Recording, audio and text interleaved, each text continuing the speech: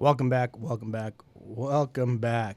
listening to WLPN, LP Chicago, 105.5 FM, Lumpen Radio. You're listening to Lumpen FC. We got a lot to cover today. We'll cover here in a second. If you want to get into contact with us, just reach out on email, lumpenfcradio@gmail.com. You can hit us up on Twitch while we are on the air. We will answer your questions or try to answer your questions and pay attention to your comments on Twitch.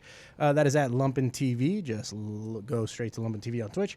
On Instagram, follow Barra Brava Brewing Co. or Lumpen Radio on Instagram. Barra Brava is a proud sponsor of Lumpen FC. Currently, you can find Barra Brava products at Mars Community on Bridgeport, Life on Mars in Logan Square, and The Barrel in Pilsen. And they're delicious. They are delicious. The topics that we're going to cover for today, if we can stick to the script, which we have a lot of issues doing. We're going to be talking a little bit about the Legends match. We will mention that coming up soon. Chicago House, for sure. Oh, we have the Chicago House. We have a representative here for the Chicago House. We're going to be talking about the soccer landscape in the United States, a recap of the Champions League and Europa. And the big games that are coming up this weekend, which is quite a bit. Again, we don't really stick to the topics, so that's kind of a formality we try to do what we try can. To put out there. We try to do what we can here. So let's go ahead and get started. Games that we're covering this weekend: Barça versus Real, of course. Copa del Rey Clásico, Liverpool Tottenham. That's going to be a big one because if Liverpool takes that one, that might be it. That might be the season, right? Real quick pause on that before I interrupt you. It's, we already said it's been over for a little bit. No. No, I, as an Arsenal fan that beat up on Real Madrid, just throwing this real quick, I just want to say, I just want to say that every time I watch Arsenal game now, they keep talking about, something about like the Liverpool game. Yeah, it's over, man. Listen, they won. There's Liverpool won. Are you talking about Arsenal fans upset that you drew to Crystal Palace? When I watch a game, I was like, when they talk about like with Crystal Palace, they're like, if we lost to Crystal Palace, Liverpool would win the title that day. It's like, they won it like weeks ago. So it's just kind of funny, and it's over with. Liverpool are the champions, and that's it. It's it. But it's not over yet. Don't do this. Will you say this? Okay. Will you say this if they lose this weekend? If Liverpool loses to Tottenham, then what? It's just embarrassing because they lost to Tottenham. That's those 2 points. You know what? Okay, you know what? That's I'm mad at you because you guys beat Real, and so we're just going to move on here in a second. We're going to get back to this game. We also have the Chicago Fire away at Nashville and the coming U.S. Open Cup. It's going to be amazing. It's going to be on a Wednesday. And we will be posting all of this on Barra Brewing Co. and Lumpen Radio, FC Radio at gmail.com. Just hit us up on those. Mm-hmm. So it's all going to collide here at the end because the seasons are coming to an end. EPL is closing up. La Liga is closing up. Serie A is closing up. Champions League, FA Cups, all the Copa del Reyes and the Queens and everything's closing down. So it's going to be very exciting here in the last 3 weeks for the season. And we'll definitely be talking a lot about these events. Mm-hmm. With us today, though, of course, we didn't introduce ourselves. I'm Adrian, and I'm here with Jamie J. And we have a special guest today. Nicole Hack is joining us from the Chicago House. Say hi, Nicole, to all guys. the viewers. Thanks for having me. So what we kind of have a tradition here. So you got to tell us. We already know your name. Let us know what got you started watching the beautiful game and what are your favorite clubs. So I started playing soccer when I was a young girl. I was about 7 years old. And then a few years after, I started attending indoor Chicago Power games with my dad at the Rosemont Horizon. So that's when I really first started watching professional soccer. I'm sorry. Are you born and raised in Illinois? Yeah, Chicago land area. Tinley Chicago. Park. Nice. Yeah. Okay. All right. So I grew up going to Chicago Power games, and then growing up in high school in the 90s, of course, means that the U.S. women's national team influenced me a lot. So it was Chicago Power and then the U.S. women's national team is really how I started watching the game more than just playing it. Very nice. And your favorite clubs, other just Chicago Power, and then that's. I mean, Chicago Power is like my team from way back in the day. But yeah, so I support Chicago Fire, Chicago Red Stars, because it's really hard for me not to say Red Stars. I cannot stop saying Red Stars. It's hard. It's crazy hard. I still don't understand the drop. Like, it's not that big of a. All right, whatever. Yeah, agree. We all agree on this. That's good. And in terms of European teams, I support Arsenal. And let's go. We have another one. I have a few from each league, just because I find it like very fun to have different teams in different leagues. I promise you, I do not watch most of their games except for Arsenal, but I support Roma. Roma. I support Barcelona. Yeah. Ooh. And my oddball is that I support Freiburg in Germany. Okay. Really? So yes. What got you into Freiburg? I have my Bundesliga team too. I mean, we lived in Karlsruhe, so Karlsruhe's our team. It's like when you're growing up military brat. So what is the Freiburg? Yeah, random story. I think it was 2 years ago. I was in New York City for the Fire played the Red Bulls and New York City FC in the same week. So I went to both games, hung out in the city for a week, was hopping around at different soccer bars, ran into a woman, which is rare, at one bar before the Red Bulls game, and she's from Freiburg. And then I ran into her again a few days later randomly. I didn't know she would be there.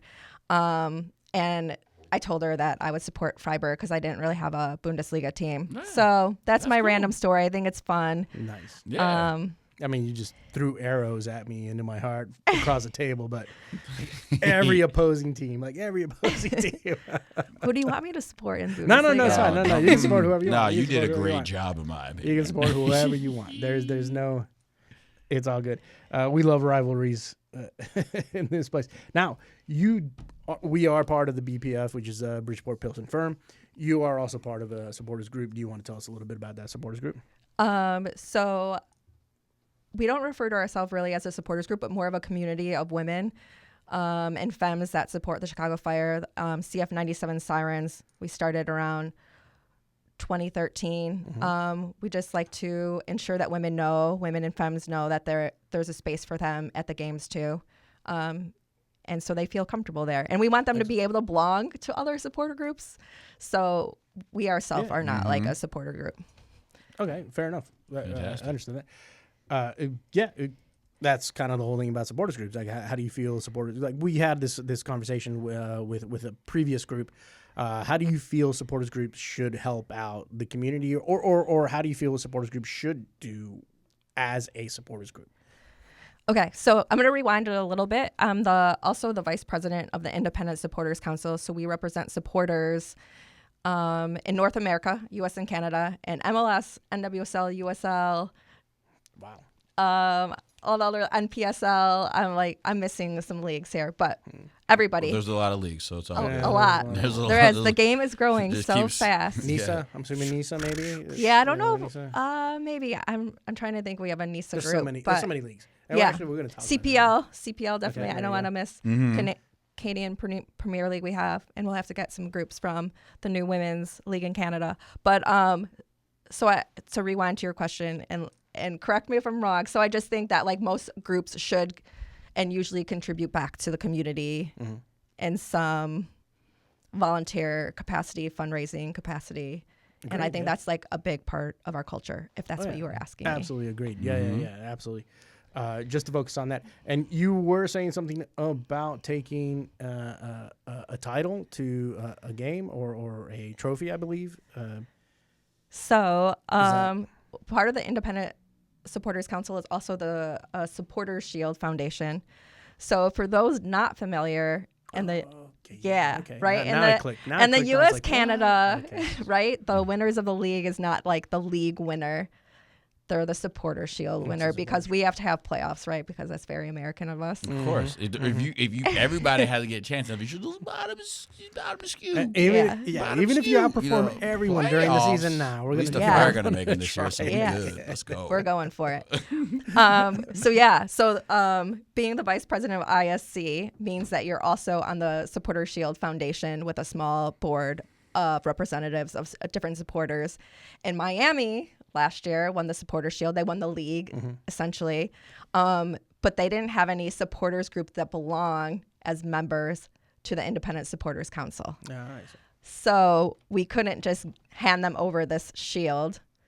So I had the opportunity to go with two of my essentially colleagues or peers to deliver the shield to Miami. I wasn't so much involved in the shield handoff. I did get to stand on the side of the field with the shield to uncover it as Miami supporters walk the shield down to the team where David Beckham was there and although important. That's crazy. Yeah, do they now have someone?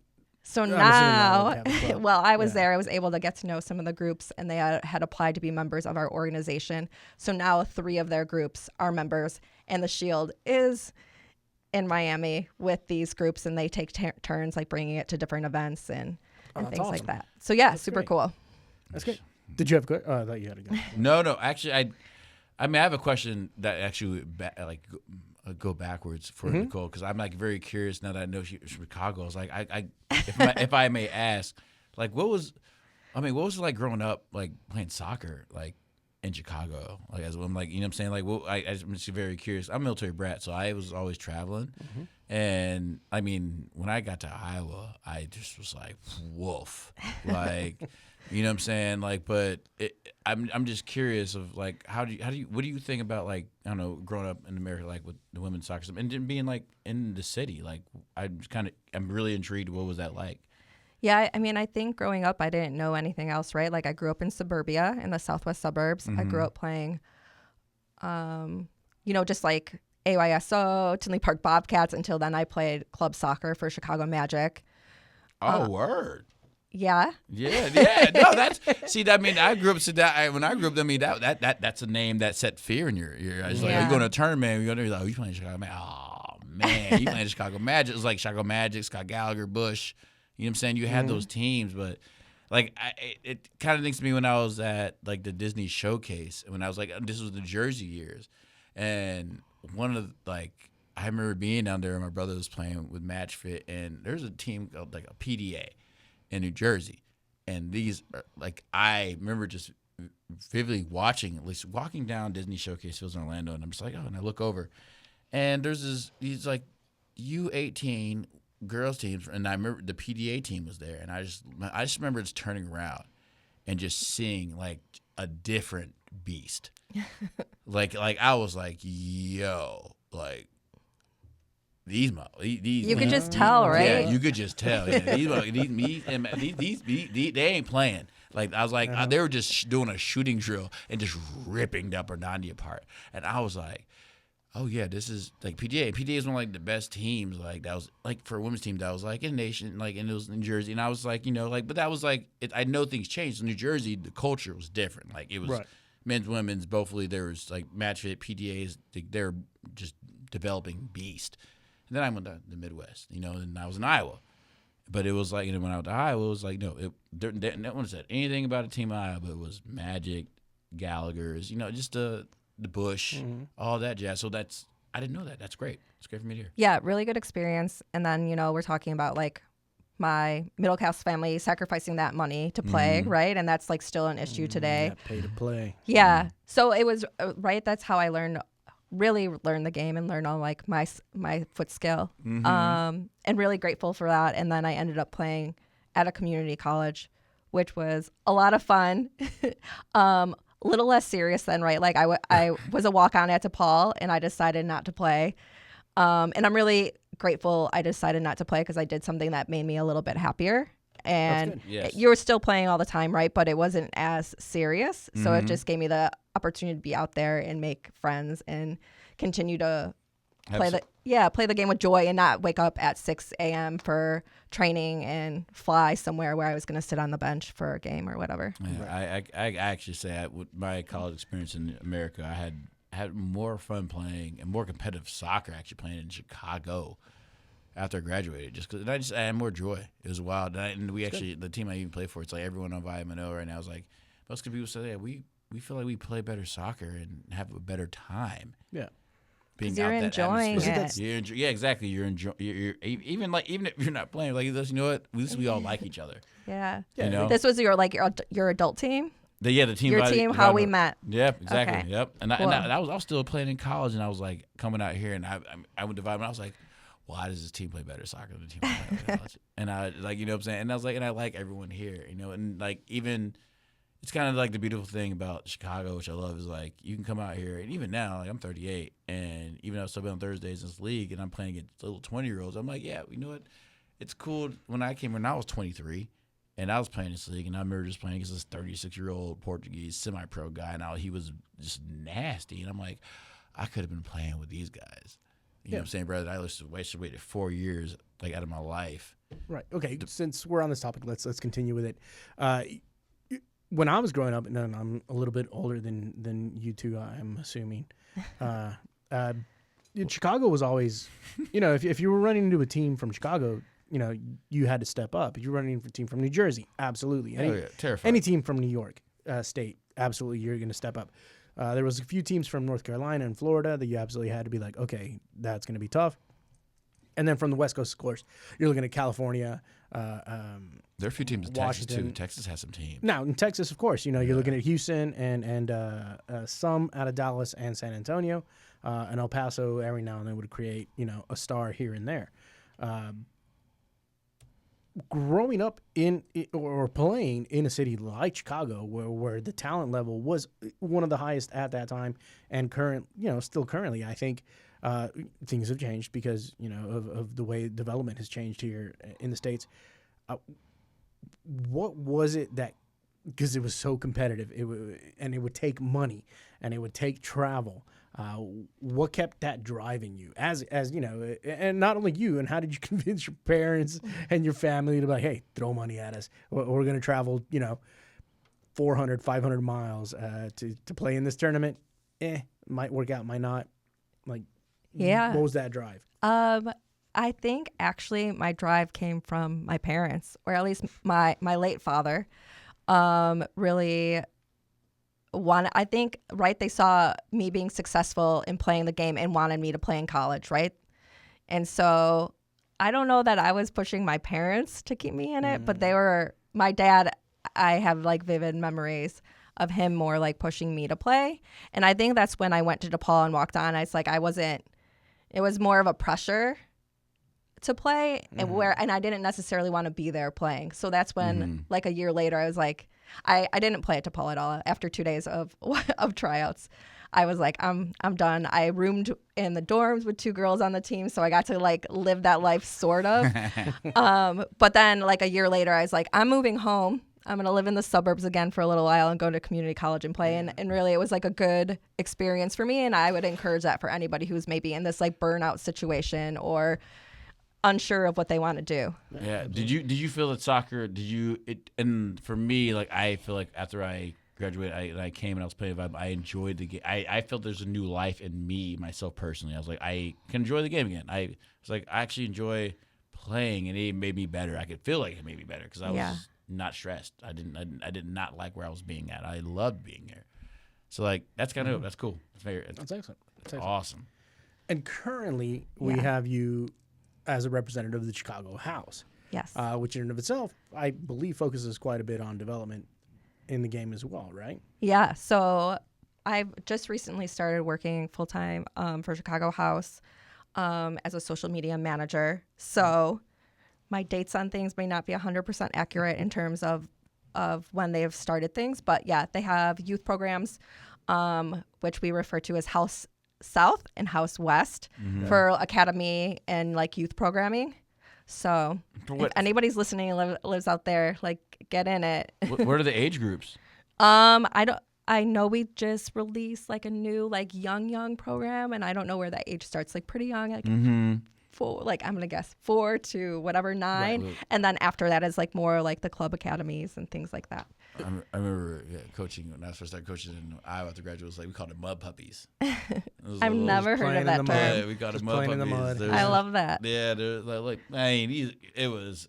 I mean, you just give them a ball, let them run around. You know what I'm saying? That's all it was. Like, all right, just don't pick it up with your hands. You know what I'm saying? They're having a great time. And it's just one of the things that it could have just been parents like, I just need them to be outside. I just need this break. But it was a good time. Like it's cool. I mean, I coached for 7 years and I had a great time until I came to Chicago and it got real serious. And I was like, no, parents did it to me. Couldn't do it. But yeah, man, it's kind of cool when you see the kids out there over there just kicking the ball when it's I don't know young tykes. Yeah, I mean it's the mud puppies. It's important to get out there and play, but again, this is one of the things that we had covered in another show. You know, that's kind of sort of the view that we have, and there's that 4, 5, 6, 7, 8, 9. You know, just go out there and play. Go out there and play. True. Where in the rest of the world, it's like, well, if you're not doing a bicycle kick by the time you're 3. You've already missed the bus. It's already gone. You know. Yeah. Everyone needs an intro, right? Yeah, I think it's important to remember too, right? We all don't have to play at the highest level, right? Like there's so many, right? And when I was younger, there was that pressure. Like when I was in high school, like to like, hey, you're gonna play at DePaul, and like. Right? In hindsight, playing at Moraine was like the best thing personally for me. Moraine Valley, community college. Oh, yeah. Was like the best thing for me. So even like these kids, right? Like, sure, maybe some of them should be playing this like higher level club, but maybe some of them should just play for fun and just like enjoy that. Absolutely. So, yeah, and leading into adulthood too, right? We all don't have to be D1 players. And you should, you should be D1 players at 45, 47, almost 50 like me, but you should be out there playing. Yeah. You should not stop in motion. You should not stop working out.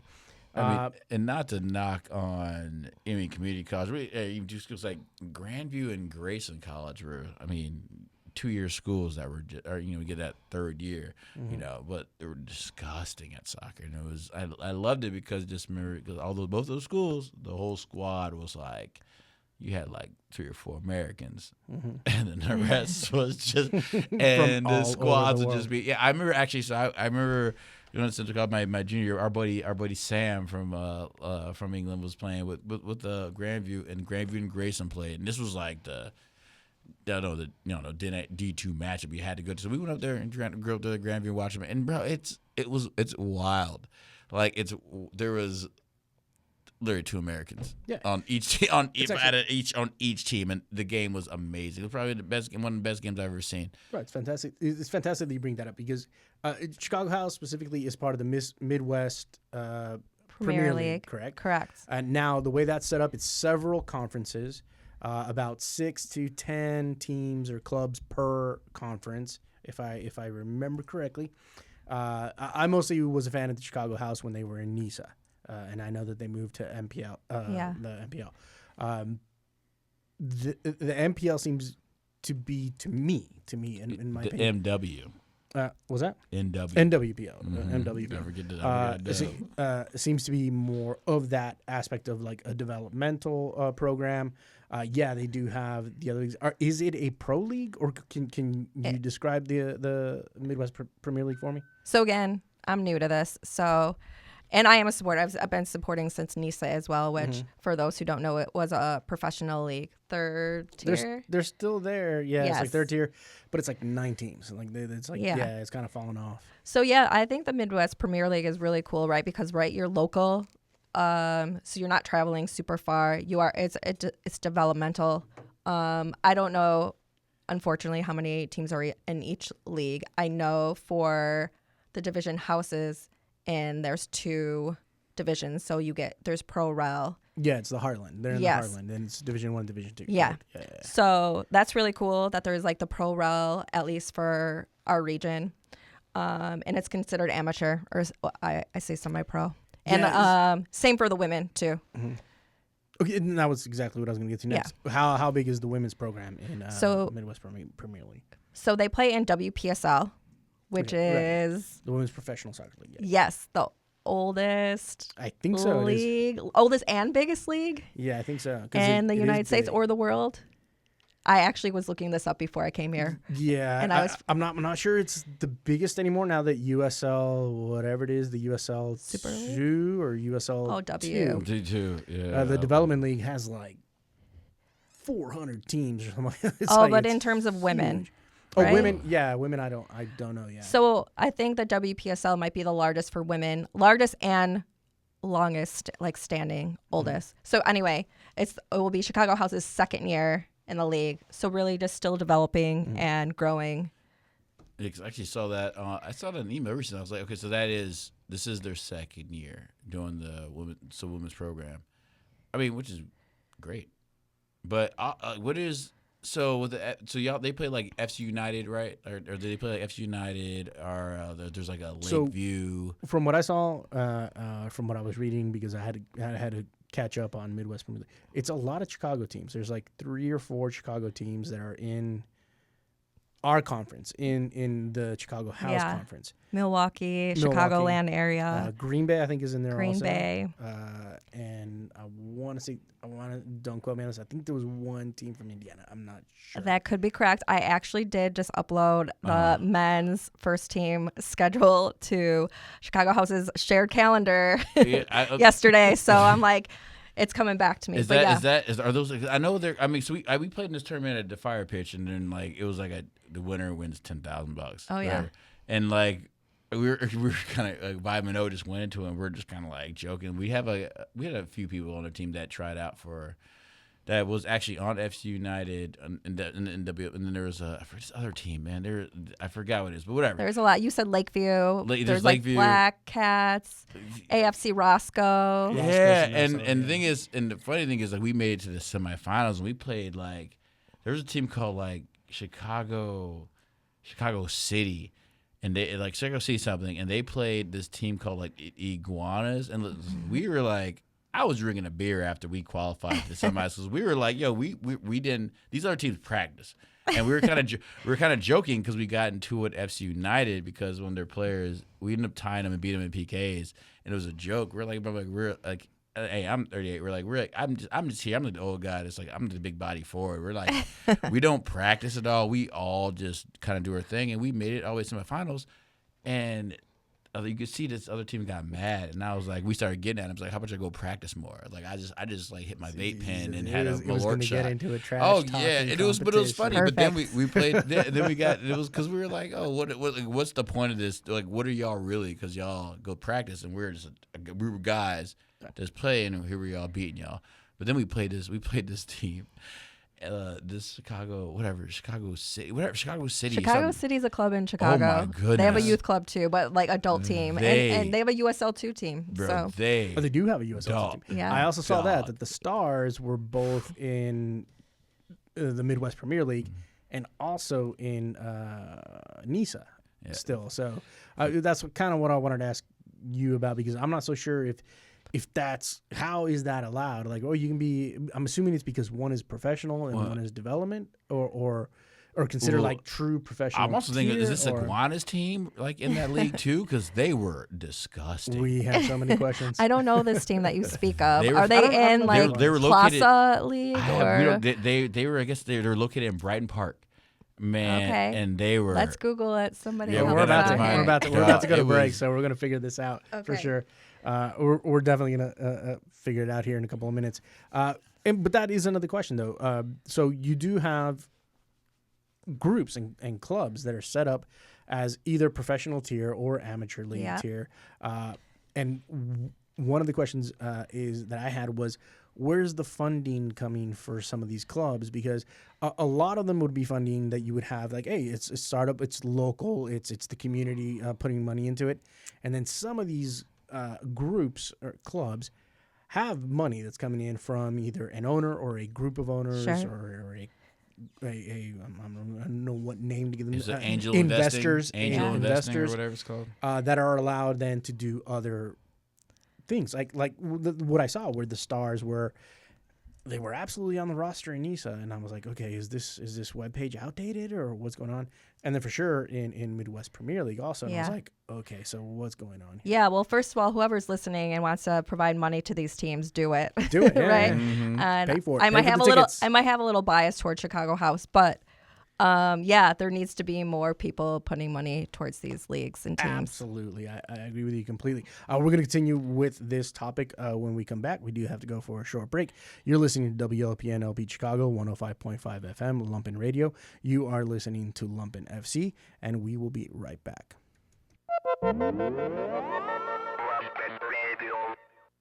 Yes, Gomez Peña is back. The Mix Files are back in Lumpen Radio. Now, broadcasting from both San Francisco Califas and Mexico City.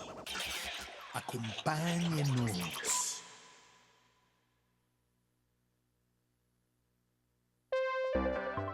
Buddy gives artists and small manufacturers in Chicago a place to showcase and sell their goods and artworks. Buddy retails to a vast audience of Chicagoans and visitors at the Chicago Cultural Center. Buddy is a shop as local as it gets. Buddy is part of the nonprofit Public Media Institute. Visit hi-buddy.org for more information.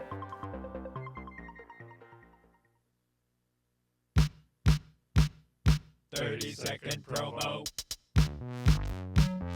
30-second promo.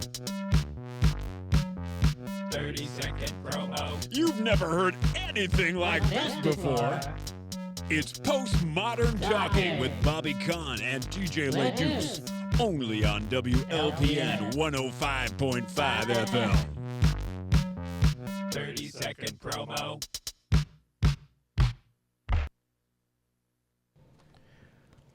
Welcome back. You're listening to WLPN LP Chicago, 105.5 FM, Lumpen Radio. You're listening to Lumpen FC. If you want to get into contact with us, just reach out to lumpenfcradio@gmail.com. You can keep up with our events at Barra Brava Brewing Co. Or you can listen to us on Twitch, Lumpen TV on Twitch. We'll answer any of your questions or any other comments that you make while we're on live. We were just talking about where the funding might come. We weren't able to figure out exactly because it's kind of tough to figure out in 2 minutes, 3 minutes for every topic. And it seems like the landscape for U.S. soccer is very confusing and moving all the time.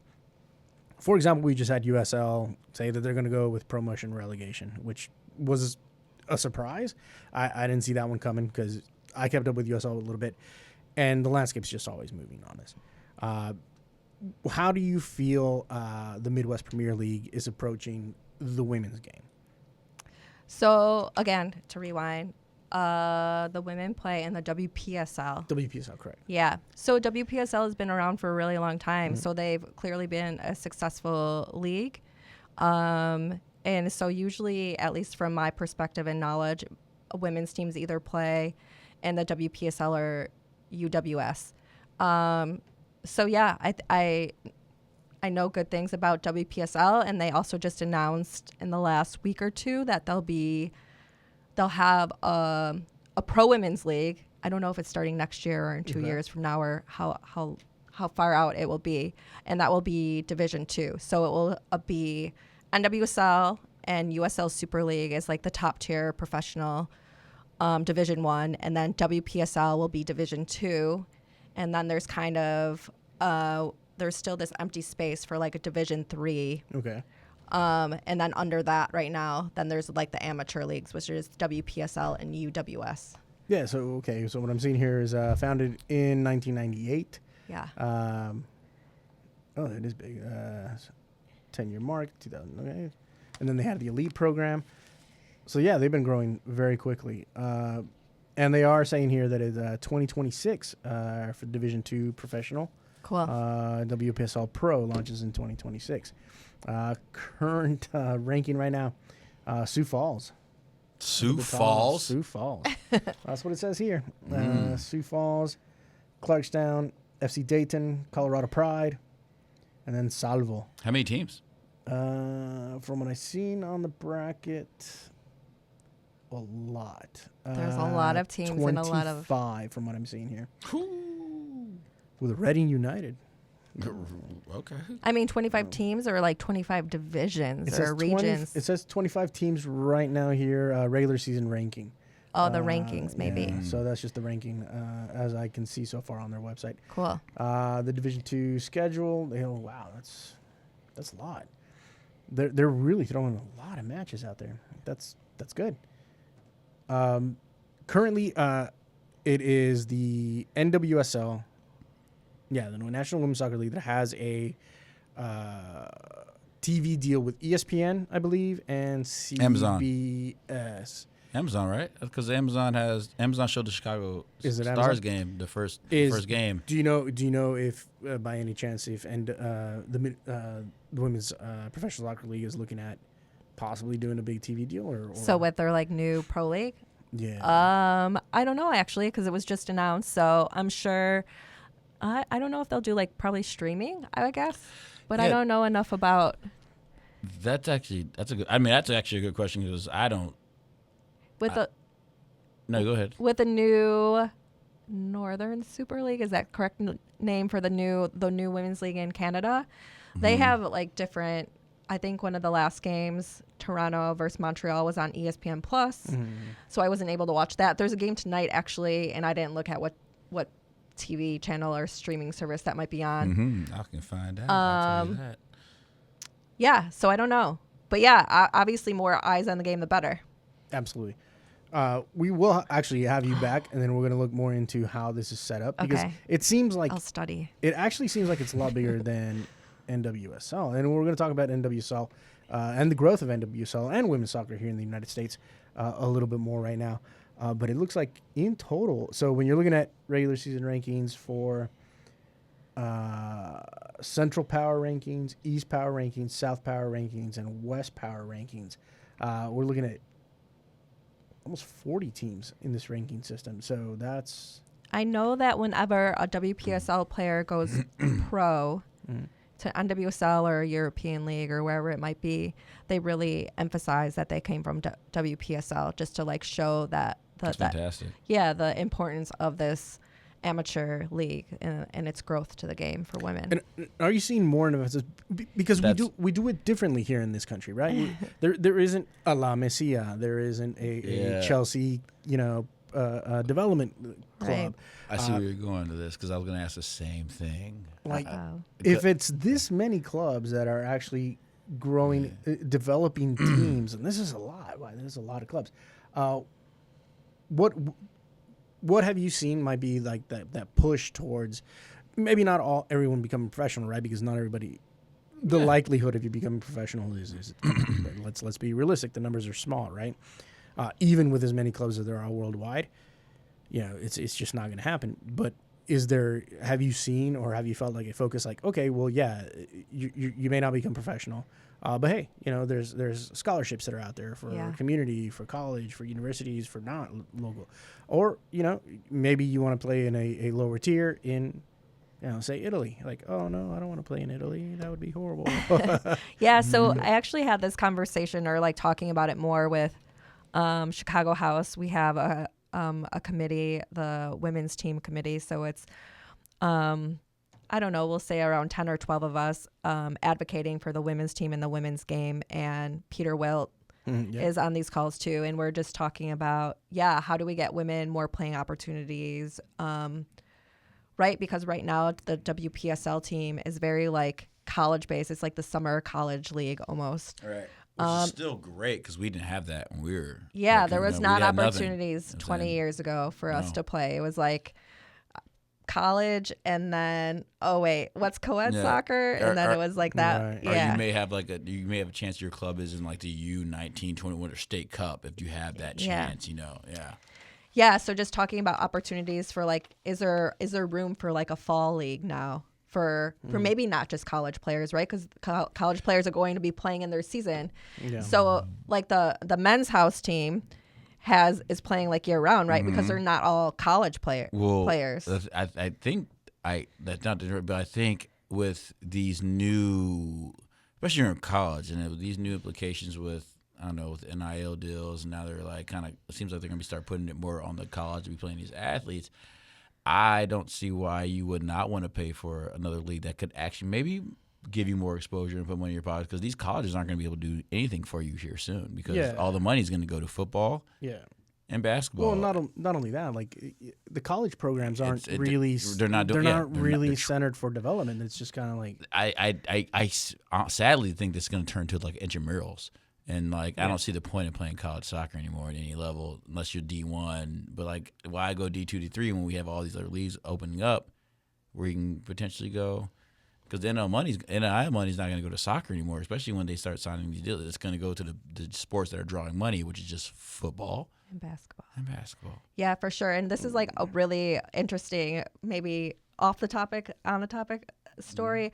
I worked at DePaul for 18 years, and when I was 30, I decided I was going to play on the club soccer team, which is, Was you killing them? Yeah. I don't know about that. But, so, yeah, it was a really interesting experience. I actually met a lot of cool girls that were playing, and they were college age, not 30 years old. But after a while, right, the schedule is so condensed, right? We're playing like 2 games a weekend, maybe Ohio one day, and then Chicago the next day. And I remember, since I was like the oldest player on the team, I was like responsible for like helping rent a van or something to like. And so after you're the one that's allowed to. Yeah, we did do that. Yeah, I know exactly what you're talking about, because they had to do all the club teams. Yeah, you had to. The college wasn't paying for that. Yeah. So long story short is that after a few weeks of that, I was like, man, I get more out of playing in my co-ed games than I do in these random games that are multiple hours away. So I stopped attending. And that was, I think all students who are actual college age should be playing on these teams. That's cool. Like, go run around, go play, go make those relationships, be a better soccer player. But for me, I was just like, I'm not there anymore, and I get a better workout and run around more in my co-ed team. Yeah, I can feel that completely. Well, let's talk about college. Do you think the way the college programs are and the way the club programs are in colleges, universities? Now you're looking at, there's always the issue that they started women's soccer in colleges to deal with Title IX, and this is what we're talking, years ago. So you had football, you had basketball for the men. Title IX kind of said, hey, well, you have to have an equal equivalent sport. So soccer became kind of like the women's hook onto, okay, well, universities to say, hey, well, we have that there. Softball, we have that there, and other sports. Do you feel that college development, let's say you did want to play professional. Sure. In today's age, in today's era, would you even consider, even if it was a scholarship that was thrown at you, going through the college route to go play professional at this point? This is you personal. Yeah, I don't know if I have an opinion on this. I feel like I'm a little bit removed from the college game, and I probably think it's different for like men and women too, right? But I think, at least in terms of being a woman, that's probably your route, right? Because there's not a lot of other playing opportunities.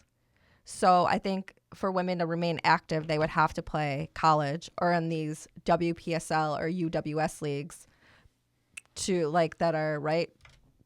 Well, I'm here for it, Jamie. I think I think to me it's the schedule. I think the schedule is what I think the storm's out to come where I feel like there's going to be a shift where, I don't know, so things like Trinity Robbins, like it's only a matter of time before she goes overseas. Man, that's what I was about to say. I feel like these teams, especially with like a lot of these premier teams, like women's or what is it called? What's the women's EPL called? Oh my God, isn't it? But like now that's like on Paramount. That's coming. I don't know. It's getting on TV more. I'm watching Arsenal women's teams play. Yeah. So I mean, I don't know. I think that some people are gonna start getting poached, man. I think there's gonna be a move with some of these. I mean, there's a good chance for some of the talented young women Americans to go overseas, and I think it's. I feel the trend is picking up because just like how USS women's team is like top 4 now, they're not the big dogs because there's the women's game's caught up. Right. It's good. It's good all around. Like it's good for like a Trinity Robin to maybe go to a Real Madrid women's team, or like my homegirl that's playing with Arsenal left back. I forgot her last name, but she's American playing back. Like it's good. Yeah, it's good, man. It's like all right. Look, go ahead. Let's move the conversation to that. Let's talk about professional, like full on professional, not just college, not development. Professional women's. Do you think NWSL is kind of like the end all be all, right, in the United States? And right now you have clubs like Angel City who dropped tons of money in investment and in what they're doing in LA with this women's clubs, but at the same time they're now competing with historical clubs like Chelsea, Arsenal, Club Leon. Barcelona. Real Madrid's getting there too. They out there. Real Madrid is investing more money into it. Do you think that NWSL, because I know that in this country we have this weird way of saying, well, NWSL is not competing with them, they're competing with women's hockey, which is growing rapidly, or with women's softball, or with WNBA. Women's volleyball is professional. Or women's volleyball, ESPN. which is, to me, I love volleyball, and I know I know in this country it's not a thing, but volleyball is awesome. I've watched volleyball for a long time. But okay, do you guys think that NWSL is going to be able to compete at that level? So, from what I understand, Angel City, they were valued at somewhere around 250 million or 250 some odd million. I'm not sure how valuations work. That is definitely not my field, because they're a brand new club. They're like, what, a year and a half or something like that, like 3 years in the works in total. And yeah, no, your value is 250 million. But how? No titles, no trophies, no medals, no tours, no games, no nothing. No, you're 250 million. That's what you are. Yeah. Okay, cool. And then you have some rosters, like Chelsea's roster, I think is one of the highest paid rosters in women's sports, I want to say. Don't quote me on that. I know someone's Googling right now. So are they going to be able to compete? And that's just one club against Chelsea. And then we know for a fact Barcelona's dumping money into it. Real Madrid for sure is dumping money into it. Leon doesn't have to. They have the trophies already in the cabinets. Like they are what they are. They're set up in that way. Do we see U.S. women really starting to move towards a European game? I mean, if they get paid more, why not? They want the experience too of not living here, which is fantastic, right? Yeah, just so that I think a lot of it will come down to like, what kind of experience do they want, or like what coach appeals to them? Do they want to live in a new city? Do they want to be part of a game in a different skill set and learn the game in a different way? It's like I feel like it's like when. And the cool thing about soccer was like women's basketball, because like I know women's basketball they were going over like Russia because they get paid like 3 times more. Yeah. I just think the game, women's soccer culture has just grown a lot, so fast, really fast. And I love the aspect of how, like, I don't know, I feel like the NWSL has helped like other nations, other countries like grow their game as well. But then I do appreciate how like the EPL, you see them. It was quick, man. It was very quick to see. Oh my goodness, we USA like play Sweden, and like, you know, like from USA just like the women's team just dominating, beating people down. All of a sudden you're like, hold up. Yeah, the national scene has changed. Whoa. Yeah, sweet. These teams, what? I mean, Sweden was always good to be fair for a women's side. Okay, so I'll say like that's true. I'll be like, okay, a team like Colombia, as I say, or Argentina. So I go, like these teams, Spain. All right, you know, Spain. France was always good too, but Spain grew fast. But like, I mean, it used to be what? China, Japan, USA, and Germany. Sweden. And Sweden. Yeah. Right? And now it's and Norway had their ups and downs. Norway had their ups and downs. Yeah. They would go up and down quite a bit. Right. It's growing. It's growing really fast. What I think, though, if we're going to talk about like the club aspect in the women's game, is like we have all these bigger clubs, right? Chelsea, Barcelona, Madrid. But what about the lower teams in these leagues? And embarrassingly, I pay attention loosely. But are the other teams in the league, besides these really big names, giving enough to make that like a run for the money for NWSL. That's where I think that NWSL has their in, where it's a NWSL is a much a tighter knit group, right? Because the ownership, they all know what they have to accomplish in order to grow the game here in this country. And it's not like in this country they actually have competition. Whereas if you're in England, well, you're competing against Spain, and you're competing against Portugal, and you're competing against France, and you're competing against everybody else. Yeah.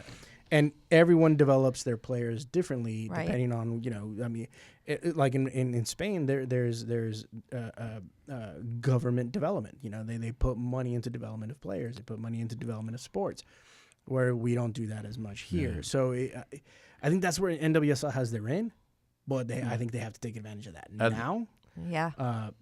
Because in 10 years, 15 years, that ship's going to have sailed. Like, I'm pretty sure like Leicester had a women's team in UPL too. I don't see it slowing down overseas. Saudi Arabia has a women's league. Saudi Arabia's, you know what I'm saying? Which I saw that and I was like, hold up, what?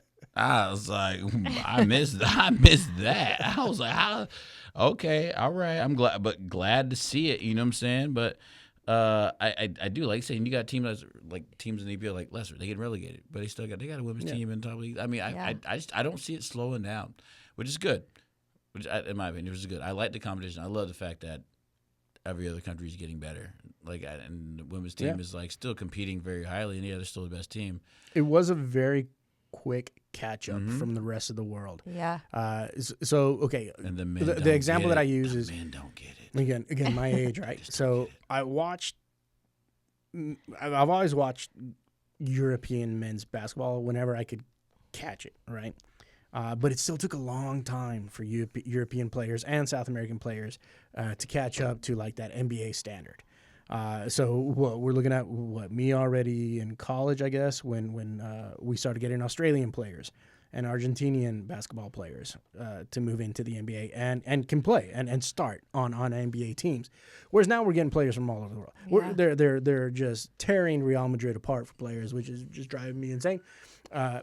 And it didn't go the other way around for the men, right? Like, you didn't see a lot of men's soccer players from the United States develop and grow and then go, oh, well, I'm going to take over Europe.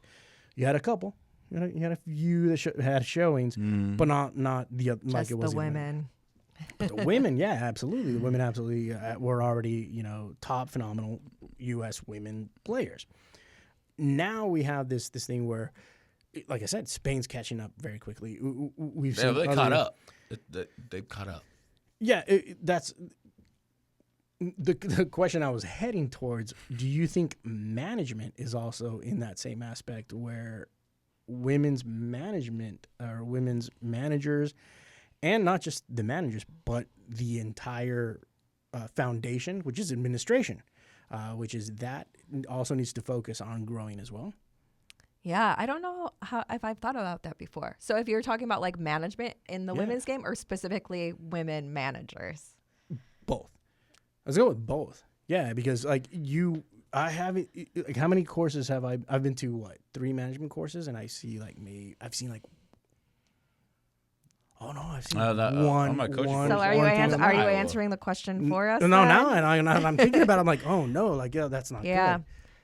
Even today, and you guys inviting me to be here, so thank you so much. But trying to get another woman to join me with you guys was really difficult. I'm like, I want another woman with me talking soccer. Trying to get a woman in general is hard. The fact, they were like, oh, it was weird because it was yo, we're late. We have no affiliation with anyone. It was not right. And and I talked to some people one of our homies. I don't want to say their names, but they said, oh, they have friends with the rest of us, and they play soccer. They want to talk, and I was like, all right, well, come talk. They're like, oh no, they don't want to talk. I'm like, why don't you want to talk? It's wild that it was everyone was kind of standoffish to talk about women's sports, and we really were trying to find just a woman to come talk about sports. And they were cool talking about it with their friends, but they didn't want to come talk about it with us. I play with so many women who are so knowledgeable about the game, especially the women's game, way more knowledgeable than I am about the women's game. I know enough, but I'm not in it like they're in it. Yeah, right. So it would be really cool. We reach out to everyone. We go to bars. We go to watch games. Hey, Come talk to us. People go to bars. Come talk to us. Yeah, the big thing we're trying to do is like a community thing. Reach out. Everybody come on in. No, it gets I have some come with like reserve a table to watch a women's game or women's basketball, but they don't want to come talk about the sports. Yeah. You know, and then microphones are scary. I get it, but Yeah. at the same time, it's like I don't know, right atmosphere, right people, it's all right. So, but yeah, I totally get it. But man, it's also unfortunate. Like everyone should be willing to just come here and talk, like yourself. So maybe just start something. You know what I'm saying? Like, hopefully, it just starts a voice where we can have more women on the show. I'll recruit for you guys. Please do, because we want all opinions in all aspects. What do you see, since we're talking about the issues on that, what do you see as the big problem right now in the growth of women's soccer for sure? Granted, because we can definitely see the divide where a program like Chelsea, or like, I'll use Manchester United as an example, will throw X amount of dollars towards the men's team, and they see it as, well, it's TV time. They see it as, well, it's these tournaments and that tournaments. And I get that. At the same time, it's not that the opportunity's been given the other way around. You know what I'm saying? And Manchester United's women, you know what's going on right now with rebuilding the stadium and so forth. The women were moved out, and he's even Ineos has even had a couple of words about just dumping the women's program altogether. But we'll see what EPL says about that, because I think they have to have a women's program in EPL. I'm not sure. I'll have to look at that again. So I know they met with a lot of back push on that. What do you see right now as one of the biggest issues when it comes to women's soccer? I guess when I think of the professional game, I don't know that I know the business side well enough to have like a concrete opinion on that. And I think back to even when the Red Stars started in 2008 or 2009, like how much the game has grown since then. So I see a lot of progress, really. Mm-hmm. I just think there always needs to be more playing opportunities for women. So I don't know the side of like the teams you're talking about not wanting to like fund programs. And I think there's pros and cons of Manchester United or Chelsea being responsible for their women's side, right? And I remember maybe 15 years ago asking a former GM in NWSL WPS days if they wanted to be attached to the Fire, and they said no, because they would be the first program who was let go. But I think that things have evolved a lot since then too, right? So I think that in itself is progress. So I don't think, I'm hoping that there wouldn't be, if the Fire wanted to have a women's side, I don't think there would be, and the Fire have a really good owner, but I think there wouldn't be like as much hesitation as there was maybe 15 years ago to being part of that. But maybe I'm wrong. I don't know. I'm asking your opinion. So you might be completely right. I don't know. Do you see an issue with, or what would you see right now? Man, I have more of an issue with men's soccer than I do with women's soccer. We talk about how all these clubs keep popping up and all this nonsense. Like, I don't know, man. Men's soccer for me is, maybe using the wrong word, getting saturated. It's like it's flattened out. It's just all these clubs opening up, and I don't see any improvement in the men's game. And honestly, I see a lot more in the women's game. And then I go back to seeing like Trinity Rodman saying something like, because it's only a matter of time where she goes overseas. Right? I'm surprised she hasn't already. And I like hearing that, because like, I don't know, it just seems to come together. Meanwhile, it's like America's and the men's is in a rut. We're like, we were talking about our thread, right? All the old U.S. men's teams are like, why is the U.S. men's team not performing to their blah blah blah? Because I put my name on my chest and the bird and the flag and all that. And like, what I'm saying? They're doing all that, Nickelback playing, like running around there, like doing all that, and like they're like, why can't these guys play? It's just like, it's so backwards. It's like, I feel like the men's are like, because everyone's like kind of. Like, we're an average team. Well, meanwhile, we have a women's program, women's team, women developing, playing better soccer, putting a better product on the field. They even said that about the WNBA. You know what I'm saying? I think we've all kind of feel like maybe men's sports kind of getting tired, or maybe just get played out. But like, we are looking at the women just advancing, playing a better game than what we have to offer, man. And I'm just glad to see that there's more expanding. I can't wait to see more like all these cable networks are playing more women's soccer. Like I can watch Arsenal's Champions League now, and it's cool because we're gonna see more women go overseas to play for these bigger clubs too and get paid. And we're gonna see more Americans at Arsenal. We're gonna see Man U like I said, Leicester has a club, West Ham club. They have leagues over there. Yeah, I think and they'll go over. I think there's going to be also an exodus towards Brazil. Yeah, and I'm saying if you take this Rio money and you take this money from college, which, sorry, I think women's college is still needed very much. But if you're going to take all this money from them where they can't get NIL deals, yeah, go get paid. Yeah, go overseas. Go get your money. We'll talk about that money difference here in a second, and then move on into EPL and other things. You're listening to WLPN LP Chicago 105.5 FM Lumpen Radio. You are listening to Lumpen FC. Barra Brava Brewing Company is a proud sponsor of Lumpen FC. You can find Barra Brava products at Life on Mars in Barrel. The Barrel in Gotcha, Pilsen, baby. Life on Mars in Logan Square, you. and Mars Community Brewing in Bridgeport. That's why he said we got to get a recording. Yeah, we got to get a recording. So I'm over here looking at like, what's next? And I'm not concentrating on what I have to do. But yeah, if you want to reach out to us, sorry, go ahead. Yeah, if you want to reach out to us, you can hit us up on lumpenfcradio@gmail.com. You can follow us on Barra Brava Brewing Co. on Instagram, as well as Lumpen FC and Lumpen FC on Instagram. If you want to drop a comment or just give us a shout out on Twitch, hit us up on Lumpen TV while we are on the air. Yeah. So I was saying I'm not knocking the men's game. I'm just saying. I'm just saying. I'm just saying. I'm just saying. That's all I'm saying. And also, the Fire getting better, so I'm fine with that. I'm kind of happy. The Fire are getting better, so I'm cool. But what I said on women's game, I stand on it. We do have an event coming up pretty soon. The Legends de Football or Soccer Legends match on May 3rd at 3 p.m. It is Poland versus Mexico. So any of you that are old like me can go watch Oribe Peralta, Carlos Salcedo, Borghetti, and Francisco Fonseca. They'll be playing against Poland. What day is that? Poland. That is May 3rd. Is that what day is that? That is May 3rd, I believe. I haven't looked it up. That is 2 weeks ahead. We got 4 or 5 games this weekend that I have to worry about. Oh, wait, it's Saturday. It's Saturday. Could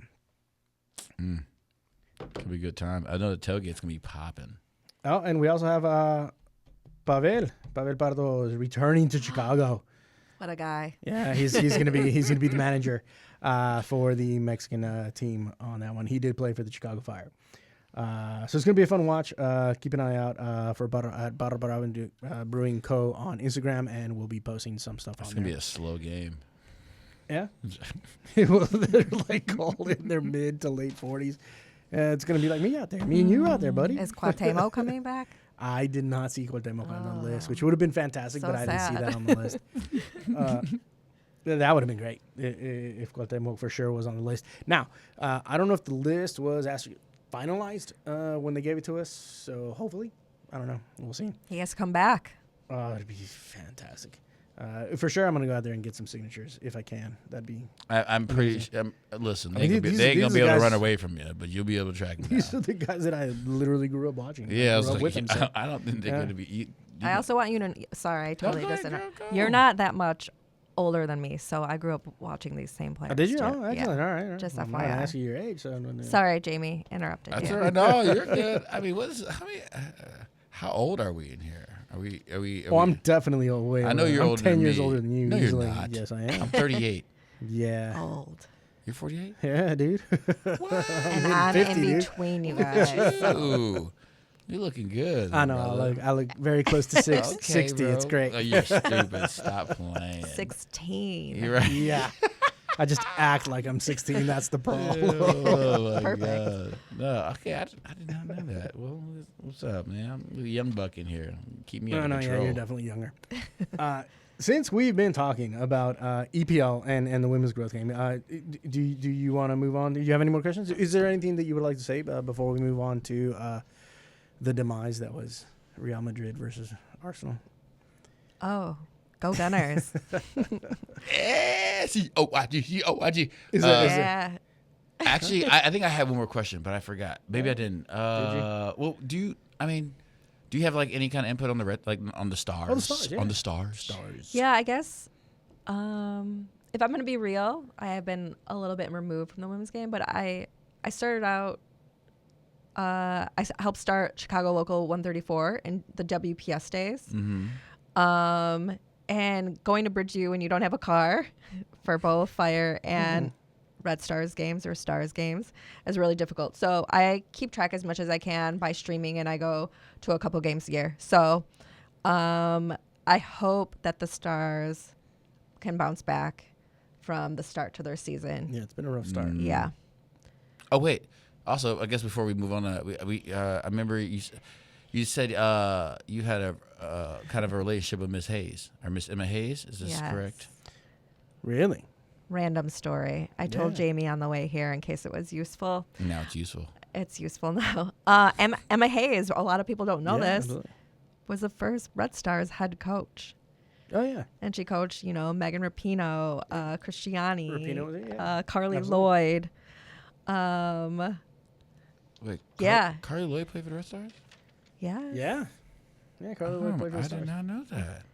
Yeah. I love Carly Lloyd. But I did not know that. Who does not? I did not know that. But So, yeah, I mean, the game was so small then, right? mm-hmm. And this is one thing when we're talking about the women's game is the growth is like immense, is that the game was so small. I was helping start Chicago Local 134. I worked regularly, like kind of with the front office, and I don't want to say like in an influential kind of way, but we had a good partnership and a relationship in building the game. And it's like, how do we get people into the stands for WPS? And a lot was like us going to roller derby bouts, us going to bars where there was women's, why can't I think of arm wrestling? Oh, okay. Like how can we target adult women and not just the kids, right? The kids are going to be there. The families are going to be there. And how are we going to target adults? Mm-hmm. So another thing that we did was that we started a women's indoor soccer team. Nice. Man, I'm trying to think of the name of the team. It was roller derby, Red Star Rebels, right? Very yeah. So on this team was a bunch of front office staff. It was me. It was some of my women friends who played the game, and it was Emma Hayes and Denise Reddy, who is still her assistant at Chelsea and now with the U.S. women's national team. And there might have been another coaching staff person in there or something. So this is before smartphones. So I don't have really any photos to document it. But so hold on. You played indoor soccer with Emma Hayes. Yes. So I played awesome. on a team with That's her. awesome. And it was looking back, just such a cool experience. And this last January was my first time at the United Soccer Coaches Convention, which happens once a year in January in whatever city. So this year was in Chicago, and I was helping out a former Chicago Fire player, Quincy Amarikwa. I wanted to give him a little shout. But she was probably the only person in that whole convention that I could have fangirled over running into, and I did run into her. And just because I had this relationship with her that was I drove with Peter Wilt and Emma Hayes to Indianapolis or somewhere in Indiana at some point to go to there was an Indiana amateur team, just to to check it out. So I saw her, she remembered me. I was like, oh my God. And I had a friend say, yeah, those were her formative years, right?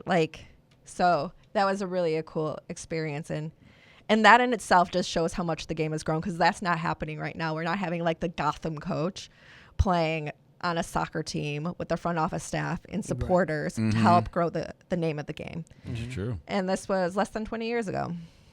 So how fun was it to drink with Emma Hayes?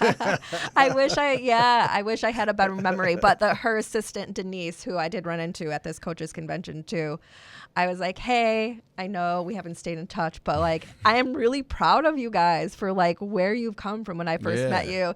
And then we joked about the drinking after the game. So good times are had. yeah, but Emma and Denise are such good humans just in general. And you see that when you watch them, and you see that on the sidelines. I don't think there's any question about that. How good was Emma? I remember her being good. Memory. I remember Was she her. like, I remember her being like how I am now, which is like you're good, but you're like not running as fast as you used to run. But you like know the game. Oh, like, so, you know? so you saying you got her a couple times? I was on her team. Oh, okay. She was like directing us. You know, her and Denise were directing us, right? Like as all good coaches should. Right. Yeah. The captain on the field, right? Yeah, exactly. Put this step over. She didn't know what to do. It was like, oh my gosh, am I gonna mess up? Is she gonna think I'm good enough to be on this field right now?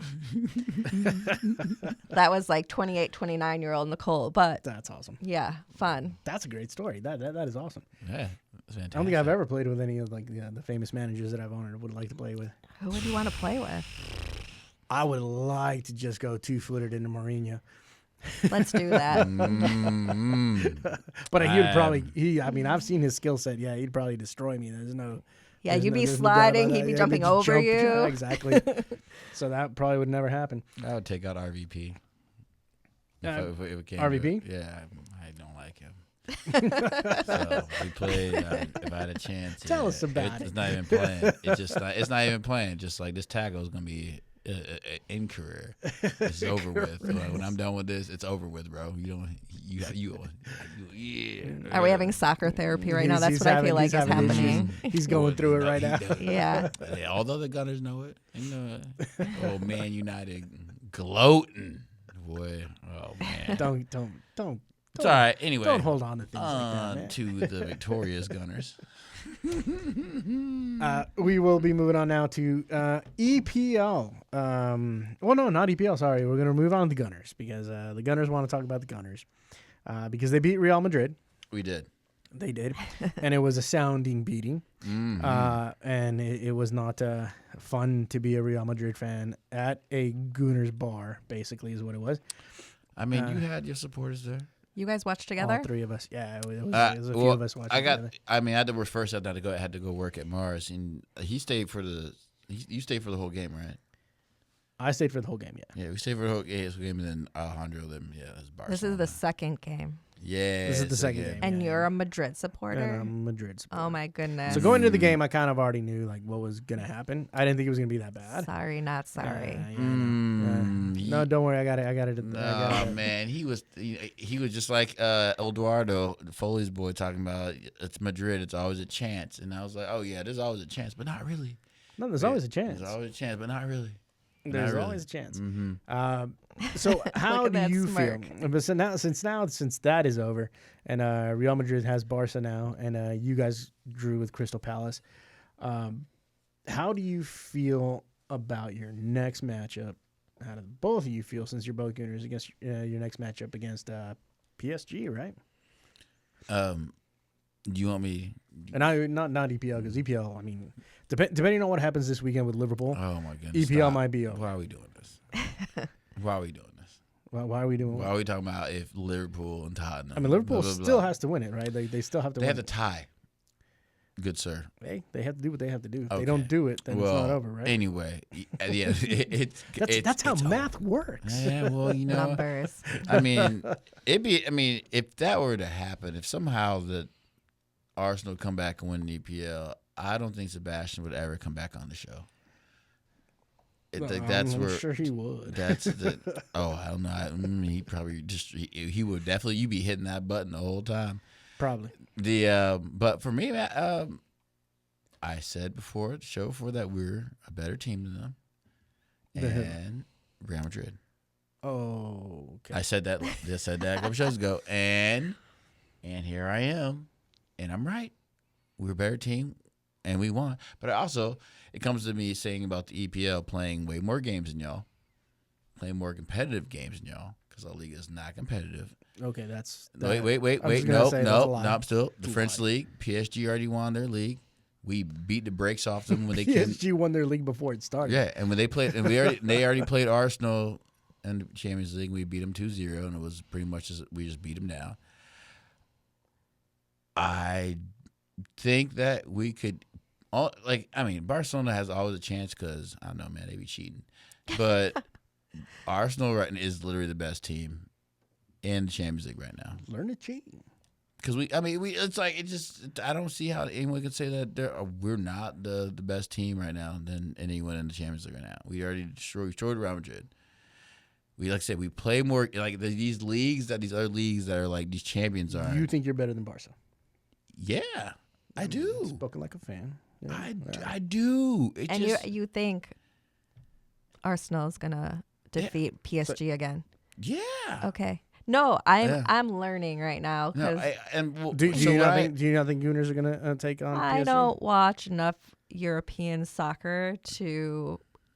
I want Arsenal to win because that's my team, but I don't know PSG well enough or like the other teams well enough. So I guess I'd say my thing is like Arsenal's just a bigger team, man. I think just the way they beat Real Madrid too. There's a bigger team. When they beat PSG, there's a bigger team. I think that's how Arteta like designed his team, and they're big and fast, and just like I don't think other teams have that in their leagues, and that's our advantage.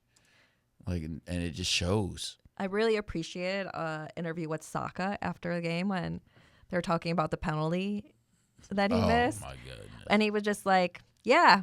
And then we kept going, basically. Yeah. I don't remember exactly what he said, but it was like, yeah, that happened. I tried this thing. If I would have done it, it would have been epic, and I didn't. So then we let's keep going. And that is pretty much a mentality, too, of like a team that's going to win and not sit back. Mm-hmm. Yeah, so I'm feeling good, man. I'm feeling. He's one of the ones that missed the PK for England, also, right? Was it soccer? Oh, that was years ago, and the abuse he got, disgusting. Wasn't that like 2 years ago? No, like, I don't know. It was one of the Euros. It was during the Euros, though. Pretty sure where he missed a couple PKs and he got also racial abuse. I thought he just missed. I think that was the same time. I think it was the same time when Marcus Rashford got it too. There was two of them. Well, they had because he had like the kids basically. Yeah, he was a kid at that point, right? Saka's not a kid. I think Marcus Rashford got it at the same time too as well. Okay, so you think you got PSG? This is going to be Tuesday, April 29th, which is kind of crazy. And what do you think about the other game, Barcelona versus Inter Miami? That's why they got sued. That's why they got sued. Inter Miami going to win that game. It's a possibility. And actually, they're playing tonight. But I know that's 13 minutes. That's another 13 minutes. What are they playing in tonight? Vancouver. Remember, it's the two best teams in the MLS. Let's go, Vancouver. Yeah. I'm still wondering how they ended up with two MLS teams on one semifinal and two Liga MX teams on the other side. But hey, it's what it is. It is what it is. It's not rigged. Who are they playing? They're playing Vancouver. FIFA right now. Let me check. Let me check the starting lineup. Maybe let me see if because isn't Vancouver also like doing really well right now? Yeah, but the Fire beat them. That's all I'm going to say. And I have a friend there, and I texted him today before the game, because I also have a friend from Miami in Vancouver. This is the Independent Supporters Council Network, and definitely want Vancouver to win. How important do you think it is for MLS for Miami to win this thing? Man, I don't. With the amount of money they've invested into Messi, or I guess they didn't invest in. I guess Apple did. But I just care about what I want, I guess. But you want Vancouver to win, then? I want Vancouver to win. All right, nice. Well, this Brian White guy supposed to be pretty good. He scored 4 goals, correct, recently in a game, a couple weeks ago. And you got Gigi's son playing tonight too. They played. Vancouver played Austin, and Brian White, I believe, scored 4 goals. Wow. Yeah, you got if not, it was at least a hat trick. Sebastian Berhalter playing. Yeah, and he's been balling. Yeah. I mean, I can be with all the soccer that I'm watching. Yeah. The CONCACAF league has definitely just like run by me. I have not kept up with it. So, I think I hijacked the conversation just now from Jamie talking about Arsenal. So no, it's fine. We can move on. That's fine. You're like, I'm done. It's fine. Go Madrid. He knows. He already knows. We're waiting for him to talk about Real Madrid. That's what we talking about. I mean, he also has to talk about his Manchester United team. But So there's nothing to say about Manchester United. They came back the other day. Well, I mean, they're in the tournament where when you win, you're what, 35th? in the world, I guess, at that point or something like that. I don't know. That's what that trophy means. 35th is a reach, my What guy. is it? How many clubs are there in Champions League? No, when you're you start the not. ladder. No. When you start the ladder, why are you there's jumping? what? You jumping the gun, sir. You're in Europa League, so you wait. Right, that's what I'm saying. So if you win Europa, that means you are next in line under Champions League squads. That's what that gotta means. win. So You like I get said, automatic. You gotta win. You got to beat Tottenham first. Here's I don't know your if you guys can do that. I don't know. Yeah. I don't know. You guys are struggle bus city. It does not matter to me. Okay, so you got Tigres on the other side. Tigres versus Cruz Azul on the other side. Vancouver and Inter Miami. No, that one's done. No. Inter Miami and Vancouver. So there's tonight. two legs. And there's two legs because that makes sense. Yeah, I like the two legs. Wait, why? Huh? Why do I like the two legs? Why do you need two legs? More games, more soccer. Yeah, well, not only More that. money. More money. Well, no, not the more money. The I get to actually see them play. Like Yeah, if I actually I cared, then I could see them at home. You know, like I if selfishly like the two games too. Yeah. I like to watch the two games, not right? only Like it's that. fun. Not only- But I don't necessarily like the capitalism involved. But No, the capitalism. Yeah, I agree with you completely on that one. I agree with you. But here's the thing, though. Okay, I like the two games because then there can't be that whole thing. And you know, when you were growing up playing, like, come on, we all did this. Well, you just got lucky today. You had a lucky day. Blah, blah, blah. Well, if I beat you in two legs, like, okay, like had Arsenal lost to Real Madrid at Real Madrid, then there could have been that thing where it's like, you know what? You got lucky in that first game. Yeah, and then we truthfully came back from a 4-goal deficit and beat you, so the better team won in that point. I kind of like how in that aspect. Like, you know? I kind of feel like this. Whereas we can honestly be honest now, where it's like, okay, you guys beat us the first game, you soundly beat us the first game, and you whooped us in the second game, so you're the better team now. Say that again. You're the better team right now. Mm-hmm. Okay, that's what I like to hear. Because our defensive line is completely injured. I'll make sure Jamie gets that last bit on repeat, and it's gonna be a cut that you just admitted us being. This is where now tell me why Liverpool's winning the league. Because it was a bad season. Because everybody was injured. This has nothing to do with because Arsenal versus everybody Real Madrid. played badly. This has nothing to do with Arsenal Real Madrid. But I'm glad that you admitted that we're a better team. Out of these four, Inter Miami, Vancouver, Cruz Azul, Tigres. What's your all's opinion on this one? Vancouver. Vancouver. I'm going Vancouver. I'm going Vancouver. I'm going Vancouver. I want too. an MLS team to win, and I am so over the Messi hype. Sorry. You don't think Inter Miami's the MLS team? Yes, okay. I said, but I am so over that Messi hype. I could reach over the table and give you a high five. Yes. That was ridiculous. Like going to watch the game here. He was salty. Yes. Going to watch but he was happy about the size. How many traitors showed up to Soldier Field wearing their pink jerseys with their number 10 on it? And I was like, who are you here to watch? Okay, first of all, was this your guys' first game at Soldier Field when we're playing Miami since Messi was signed? Mm-hmm. Yes. Okay, well, this was my He's third. never played here before, my third right? time, though. My third time with a stadium full of Messi supporters. Oh, not fun. Yeah, I understand the hype for like some people, he but missed for 2 me, years in a row, right? for me, that was not the best time I've ever had. I was just like, man, I kind of want to go home because there's a lot of people chanting for somebody on the other team right now. Yeah, I was at Reggie's. It was awful. It was awful. So, yeah. No, man. So, did you have some fried pickles? That and the wings, girl. I still remember being there. Like, so we were in SG, right? We were in the SG section and we're cheering for the Fires. There was groups behind us, like, I mean, they weren't throwing things, but they were definitely saying things towards the SG section. It was like, what is going on? Like, are we at home or are we not? Yeah. Oh yeah, no, yeah. Then there was the pink jerseys that would then slip into the SG section. Sure. Because they got to go get their picture. They got to go down there and get the picture, so they would run all the way down there. Crazy. And then the chants would start. Take it off, take your jersey off. Like, don't wear that in here. That stuff would not happen as often when the Fire played in Bridgeview, but like being at an NFL stadium, the security it's just harder. Is different now too, and they don't understand. Yeah. They don't understand the game as much, and so I will say this: like, they tried, but it's a massive crowd. Like Yeah, you're looking at a huge mass crowd, crowd. and nobody's gonna care. Like nobody's. Yeah, they're not whatever. getting, these security are Yeah. not getting paid well enough to No. have to deal with one person or No. 5 people. Yeah, these 15-year-olds are just. This is Yeah. We can talk about the all of a sudden as we were leaving, all of a sudden the Al Nassr Ronaldo jersey that just popped up. We were just like, That did just pop up out of nowhere. There was one person that was like, what? Oh. Like, It's that one person sporting the Ronaldo jersey for no reason. Dude, we had like 3 of them. We were just like, we were just baffled. Like, what's? Well, I only saw one, so I don't Oh, we saw the one counting. that they showed the picture that he put on the thread. We saw that person, and then when we were walking to Reggie's, there's like 2 that came out. Like I was like heading to the game. Also, really? like, listen, I don't know if y'all are gonna go see one of the GOATs, our greatest players in the world, play soccer. Why are y'all showing up 20 minutes late to the Oh game? my God. I of course was not sitting in my actual season ticket seat because Fantastic. why would I be sitting where I'm supposed to be sitting? Right. So I was sitting randomly somewhere with my friend, and it was like the 65th minute, and some people came for the first. I'm like, how are you just getting here? And it's the 65th minute.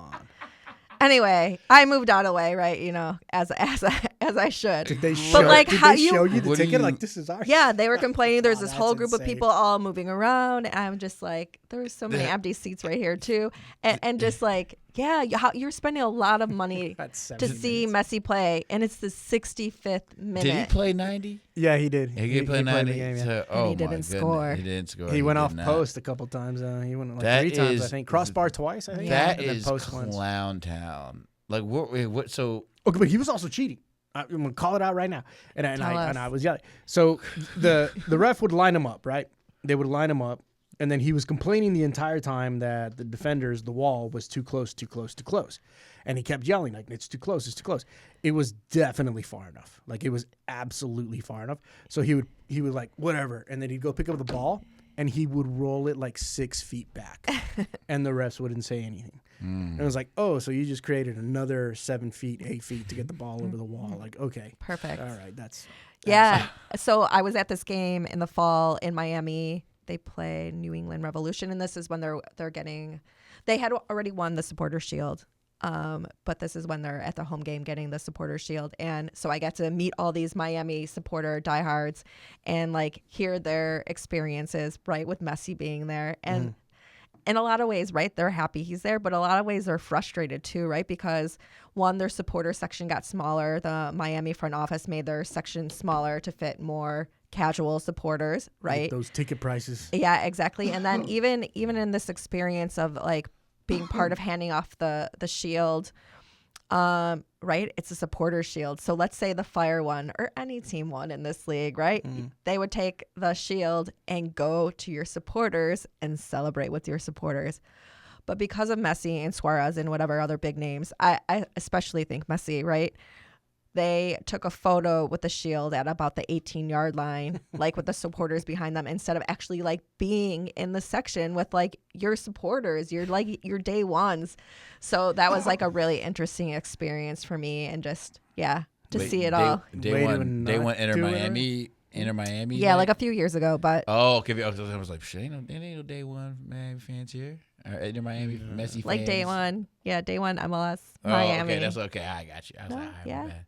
Almost my mate. And I was I don't remember when they joined the league, but not that long ago. It hasn't been long.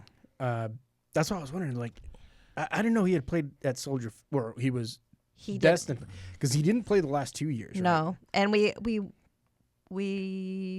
I forget the reverse. We won one and lost. We won the first one. Shaqiri, like, But he wasn't here for that one. No, The one yeah, in he which didn't Shaqiri show up. Yeah, Yeah, that's, he that's wasn't when here for that that was a little Dirk thing.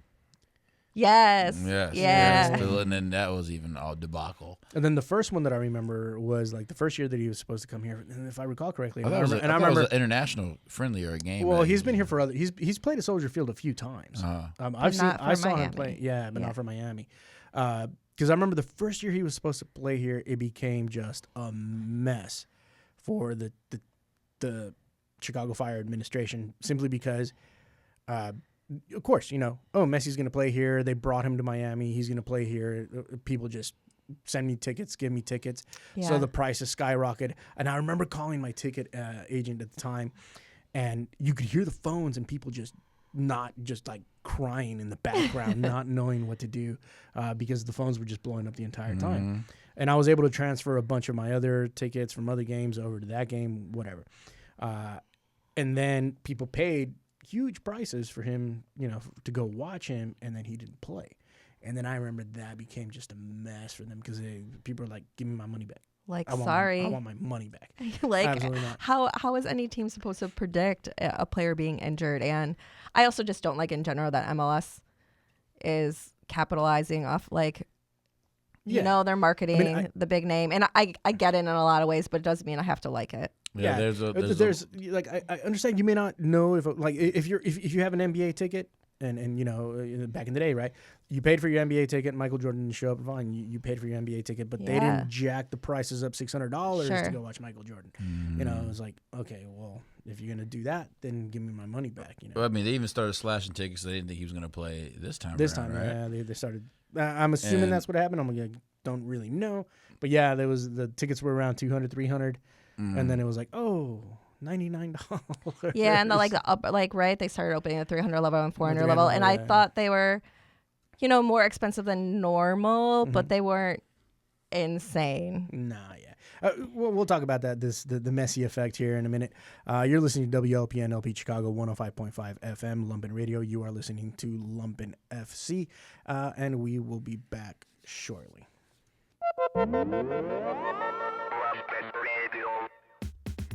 This is Sadie Woods, and I'm bringing you Gridlock Sound Lab, Rush Hour Radio featuring house, Afro-Latin rhythms, world beat, disco, funk, soul, electro, and indie dance music. Gridlock Sound Lab, first and third Fridays at 4, only on 105.5 FM Lumpen Radio.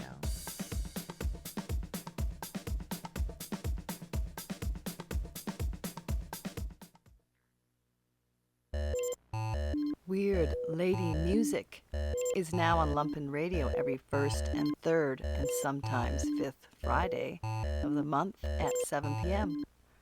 My name is Baltazar, and I will be your host playing weird music made by ladies and music made by weird ladies across genres, geographies, and generations. Join me, citizens. Have you ever felt there was more to this world than you could understand? Join me, DJ Heaven, for Spirit Worlds. Every first and third Wednesday from 10 p.m. to 12 a.m. on Lumpen Radio. Spirit World is a showcase of sounds designed to transport you to another world. Spiritual world that we cannot see but feel. Lumpen Radio is supported by the Museum of Contemporary Art Chicago. The MCA champions the new and unexpected in contemporary art and culture through its exhibitions, performances, programs, and collection. Located in the heart of downtown Chicago, the MCA boasts the award-winning MCA store, the Marisol Restaurant and Bar, a 300-seat theater, and a terraced sculpture garden with a great view of Lake Michigan. Every Tuesday, the MCA is open until 9 p.m. and is free for Illinois residents. The MCA also offers free admission for anyone 18 and under all year long. For more information, visit mcachicago.org. Welcome back, WLPN LP Chicago 105.5 FM Lumpen Radio. You're listening to Lumpen FC. If you want to hit us up lumpenfcradio@gmail.com. Follow us at Barra Brava Brewing Co. on Instagram. Barra Brava Brewing is a proud sponsor of Lumpen FC. You can find Barra Brava products at Life on Mars in Logan Square, Mars Community Brewing in Bridgeport, and The Barrel in Pilsen. Go Barrel. Yeah, The Barrel. We've been talking about Messi because a lot of Messi fans showed up to the Chicago Fire game. It seems like they were bussing him in from Florida. It was a good time. He did show up. I gotta admit, he played. Oh yeah. And honestly, I was. Everybody showed up. It was a great game. I'm okay with the draw at home with this one. I was also impressed with Busquets.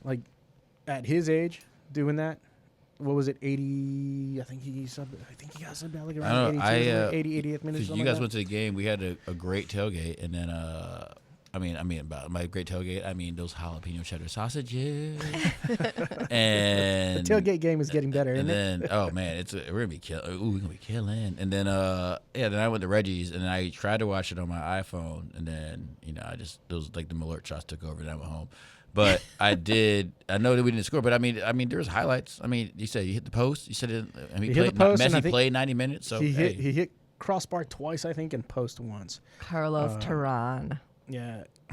That's all I want to say. Did Brian Gutierrez play that game? He did. Guti played. Guti played. Yeah, it was kind of weird. Like that was his first game back, right? Yeah. No, I don't think it was his first game. Or was he back the last game? Because I know he was hurt. The team performed really well. I mean, honestly, Berhalter has him playing out the back a lot better now, which is it looks very clear. Now, granted, it's one of those hype games, so everybody steps up. Everybody who's got their 100% on, they brought their A game, and they did. They performed really well. The ball control looked just way better than it did in the previous games. It's getting better. It's going to take some time because. If you go back to his USMNT days, and especially if you go back to the Crew days with Berhalter, it's diamonds forever. And he likes playing out the back. He likes playing those triangles and those square outs, those 90s. I'm not seeing much overlap as much as we saw with other crews that he had. So I don't know if that's something that's just not going to happen with the Fire. I think the Fire looked good against Cincinnati too. I want the Fire to get Kevin De Bruyne.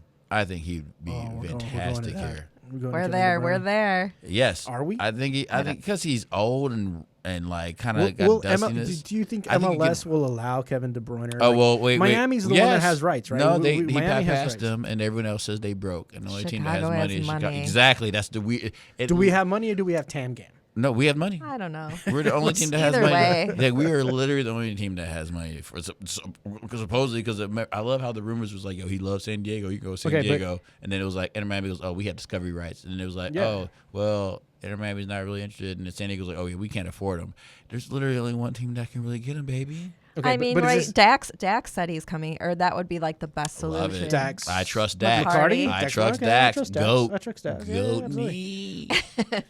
But here's one of these things: is Kevin De Bruyne is he one of those contracts where it's like, okay, we can pay you, X, and then add a little tam and gam and make it spicy, or is this one of those things where it's like, okay, we need Audi to help us out. We need we need Apple TV to help us out. Mars loggers. Was it Schweinsteiger was paid from by Adidas a lot of his contracts. Adidas or something. Yeah. Like we need a big name to help us out. I've Make heard a Belgian, bravo Belgian. We'll fucking pay with that. I've heard from former Fire players who've played under Mansueto and not under Mansueto that he's one of the best owners. That he's the owner that you want to have. So I mean, go ahead. Yeah, no, I've just heard that. I've former players. We haven't spent a lot. Like he's not throwing money at the game, right? So there's got to be something in reserves, right? Well, everyone, it's like, I think, so my thing is also like, it seems like he may be the owner because I have always been a friend. I was really happy when we signed Greg over. I was like, oh, this is that plus this facility I went to, which is nice. It's cool. It's a nice facility, and I think it's fitting that if it's going to be one of the more expensive ones that can actually attract more players.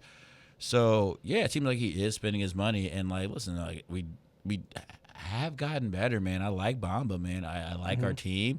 I like the coach. I like the facilities. There's like really no reason a player shouldn't come here. And there's kind of building the thing is like there's no excuse now, man. Like there's no excuse that we can't bring someone. Like, hey, we didn't want Neymar. I get it. Okay, I get it. I get it. I'm very okay with that. I get That's it. Fine, but when you bring someone like KDB around and you can still pay, you're gonna pay him less too, but you're gonna bring him around and you can still listen, like he's not.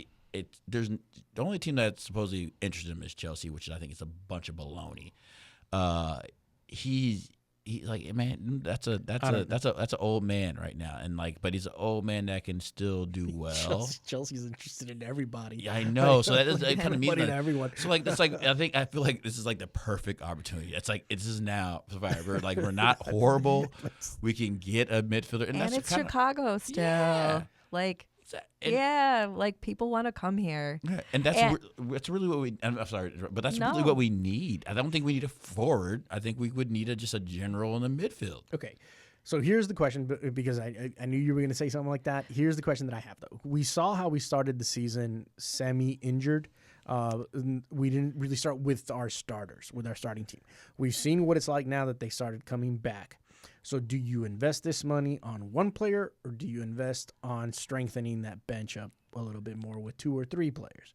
And I think to add to that, and the big question is, he's pushing Guti to the bench.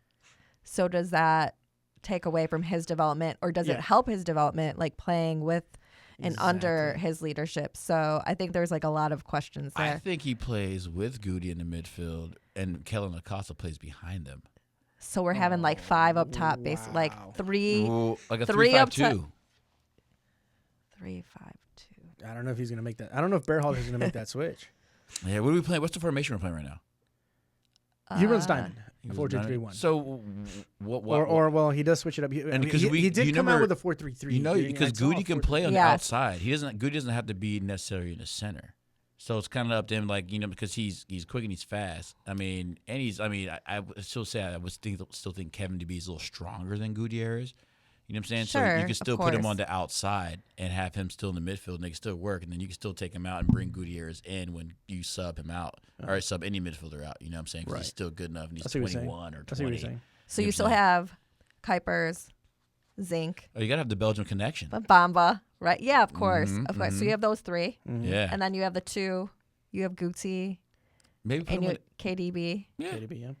And then who's behind somebody him? behind them. Yeah. Kellen, or then you're putting, and I don't know how to pronounce his last name, the other younger homegrown. Last name starts with an O. Sorry for people listening. Oh, shoot. You got me out. He's been starting every game. He's been balling. His first game against Columbus was a little rough, but yeah, we're looking it up. He's been balling, and then you have the 4 in the back, right? Mm-hmm. Why does it always go to the TV show? Oh, because you forgot to put soccer after soccer, it. you got to put soccer on Got it.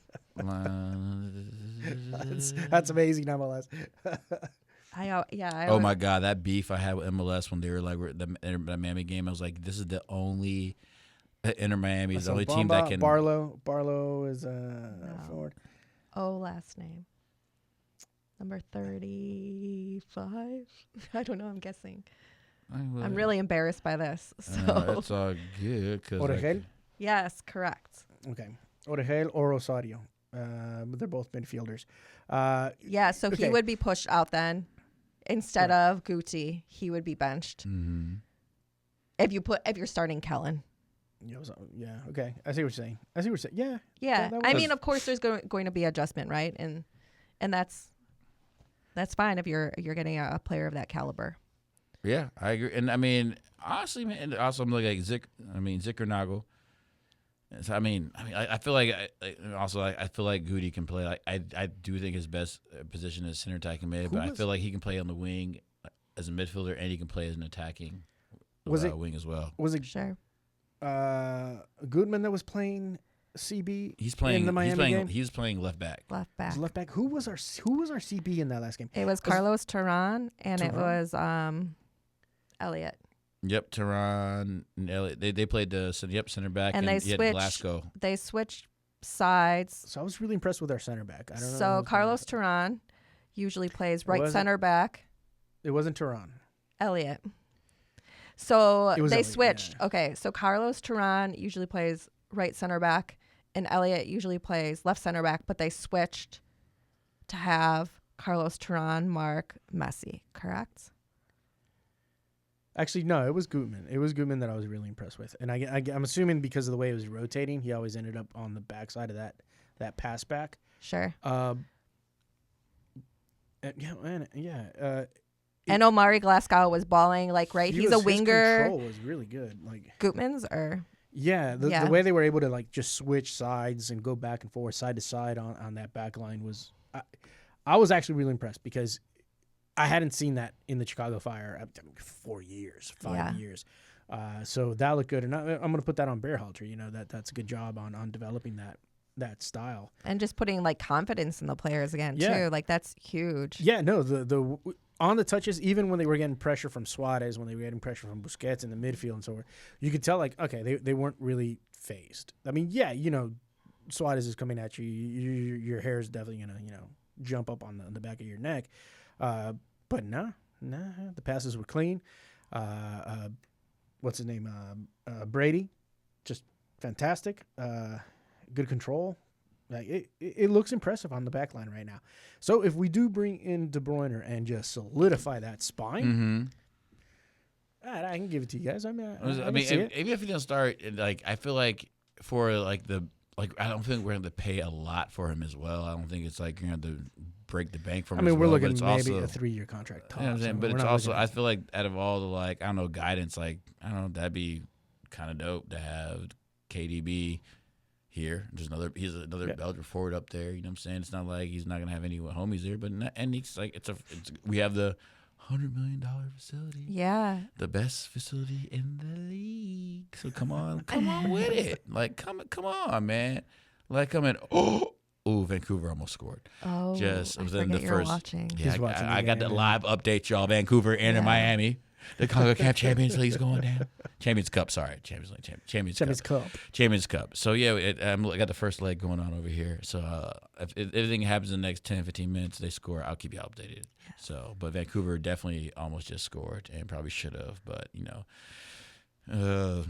not Jordi Alba blocked the goal. But anyway. Since he's watching the game, if you could bring anyone else for the Fire, who would you bring? Oh, I don't think I watch enough like international European soccer or South American soccer to answer that, to be totally fair. Wow. I'm into watching the young homegrowns play. Yeah. Do you see anyone right now that you're like, hey, that kid that is there someone that you see playing in the leagues right now that you're a part of? They're like, hey, look, this kid's special. I mean, I don't know if I see it enough to be like, oh, they're special. They should play in MLS. Mm-hmm. But that's a very fair statement because that's a very fair statement. I do really enjoy watching like lower level soccer too, like more than watching like Champions League. So, just because it's grassroots and there's some like pureness and rawness to it, right? Mm-hmm. And there's a passion that they're not getting these big paychecks. They might not be getting a paycheck at all. So it's just pure passion, right? Right. It's kind of, oh man, I'm so glad you just said that. It's kind of makes me think about the whole Wrexham situation. Wrexham? Why? Because a lot of those teams in that league, they don't get paid much, but they're still playing. And I know it's kind of funny because we were talking about this promotion relegation. Wrexham is getting paid. They're getting paid, but they're like on this thing of promotion relegation where there's a potentially that they don't even get promoted this year. So I think they're in second place right now, and they're yes, they are, but they have the potential to go into playoffs. And it's just interesting to see if they go into playoffs and don't win. It's just kind of funny because they're not gonna be. Yeah, they're gonna be in the thing. It's like they're one of those teams that maybe they're getting paid way more than anyone in that league, and everyone else is like. We'll know this weekend. Us. If they win this game this weekend, I think they're through. So, and the only one on the Chicago Fire, I think they should go somewhere as Gutierrez because I think he needs to go. If he leaves Chicago Fire, I think he should go to like a really good team because he's like really, you really want good. him to leave so he makes money and like grows, or you were just like get him out of the Fire. No. Okay. No. I like the Fire too, but if he went, I would like to see him go somewhere like I don't know, like any team that's like I don't know, like a Villarreal or somewhere because I know Girona was looking at him before, but I like, hey man, hold up, relax with your team losing. But like he could go. I think he could go anywhere in Europe and play. I think not like a top team, but he could get more experience and still be in here. He's 2021. Like if I saw him leave in the next 2 years, I think it'd be cool for him. It'd be great because I don't think he's ever gonna make that break into the national team until he actually goes. Yeah, no, and leaves. I think he deserves to play in the national team. I don't know if he's ready right now to play top tiers, but for sure, I'd like to see him at you know, a he team can play at Manchester United. Yes. I don't know, man. Yes. Like, who's better than him? And honestly, I don't know if I would wish that upon him right now. So that's a whole other thing. Like, if you're, I mean, from my opinion, like if you're a kid that's trying to develop and you're in that age, don't go to Manchester. Do not go to a club that's just in turmoil right now. Yeah, Like, true. that's fair. not the place where you're going to develop. That's you know? fair. If I wanted to send him somewhere, then I would look at a club like Wrexham maybe that is going to move up. They're going to be fighting possibly to go move up again next season. You have managers who have been dealing. I'd rather. Did you just say Wrexham's better than the Fire? Oh, the Wrexham are better than the Fire. Like, there's no. I mean, are we gonna? I don't know. I don't know about that one. I don't know Wrexham well enough. You know, I haven't watched the show. I haven't watched any of their games. I haven't watched so any. like, I'm just gonna. Okay, all right. You actually may have a point. Never mind, Adrian. You may have a point. It's just, and I'm not saying it's a different breed. It's a different, it's a different I get thing. you. It's a whole different thing. Yes, you're right. Yeah, right. Not speaking bad about the Fire. I'm just saying it's a completely different world. Yeah, you're right. It's a completely different competition set. Like it's just different. It's just different. No, but I wouldn't mind seeing him at something like Betis. Would be great, or a place where I know he's going to get developed. Even Everton. I know he's going to get developed. Okay, now that you said that thing about, I would like him to go like a Brendan Aronson route, and if he could get into the championship, I think that would would be great. I think that's where he would. Depends where in the thrive. championship, but yeah. Yes, because he would have to put on weight. Yeah. And still be good, and I think that'd be like game changer. Burnley. At Leeds, like I think he even something I think he would. All he's lacking is. Oh, the Burnley just got promoted, right? Yeah. It's like all he's lacking is just that a little bit, like get a little 10 pounds on him, or whatever. And he's so like, young. He's so young. Yeah, exactly. And if he goes to the championship, like that's exactly what they'll do. You know what I'm saying? That's where it gets difficult, because you are at a stage where you do have putting on weight is just a broad term. Because it's putting on weight whilst keeping a skill set. Exactly. Yeah. Sure. So the muscle memory, the neurotransmission, all that stuff has got to be taken into consideration. So now you're not just looking at the manager's going to be able to teach him what he has to do. You also have to look at that medical staff. You have to look at those training staff and be like, do they actually know what they're doing? Yeah. Do they know how to teach this kid? Do they know how to do the proper band techniques, the ladder work, the footwork? All that stuff has to be looked at. But I feel like that's where I think a lot of it gets lost. I feel like he may have probably played with them, because Aiden Morris, Haji Wright, Daryl DK, they're all they're all in the championship, and that's all like his age range of his national team experience. So I you know what I'm saying? So like if anything, they could be like, yo, this is what it's like out here. You know what I'm saying? There's a couple of squads in Bundesliga that I wouldn't mind that's heading true. towards. Yeah. I kind of don't. Oh, and I know I'm going to get it. I know I'm going to start getting text messages after I say this, but I don't want players right now to go to Eredivisie right now. Oh, the Dutch league? It's not what it was. I mean, and it's not doing what it used to do to develop players. It's just going through it. Definitely not France. That's not here, nor there. Where? I think France. I think France, Italy would be okay, but I feel you on the. I mean, I do like Germany a lot, but I do feel you on the. Oh my God, that league that you said, the Dutch league. The Dutch league, no, never. It's just not right now. Look at Serginho Dest, trash. Look at Ricardo Pepe, trash. I mean, that used to be a league where you could send kids and they were going to improve no matter what. And now it's just like, ooh, I don't know. It's not the same thing anymore. That is a league I would like to see compared to some of the better MLS teams, because I think, I kind of agree. I think the Dutch league is not good. I would pay a ticket price to go watch that tournament, Eredivisie versus MLS. Yeah, I would pay to watch that. Yeah. Speaking of capitalism, I'd be okay watching teams outside of MLS. Yeah, because a little change of scenery. But yeah, I'm here for it. I'm down for it. Well, now that we decided Guti's future, yes, right, that's going to happen. We'll have to let him know. No, we'll call. De Bruyne would be great. The chances of us getting De Bruyne, you still don't think? You know, man, it's better than you think. So that's all I gotta say. Okay, you think it's the chance is better than Neymar? Yes. Supposedly, Yes. like Mansueto wrote the check, or just this is like, here's the money. For Neymar? No. That's Oh, that's for what, Neymar? Or for yeah, KDB? that's what's been discussed. Why? That I mean, I I mean, think I think that's over with, right? But like in that moment, he was like, if you get him, here's the money. Apparently, allegedly. Okay, well in that case, then maybe the De Bruyne thing might be true. But here, I'm gonna put my tinfoil hat on. Yes, I'm gonna put my tinfoil hat on right now. MLS doesn't like these big names really to show up at Chicago or certain other areas because they could draw more TV ratings in other areas. LAFC. TV ratings automatically. Yeah, But but there's only a handful of teams like that. So why not Chicago? And then as TV ratings doesn't really matter now because Apple TV. So it's all pay to watch. But I know that they're not happy with that. Garber even said they're not happy with that. They're not. So they want to look for something else. So they need those ratings to be able to prove to whoever else is going to take over that contract, hey, we got these ratings. Like so.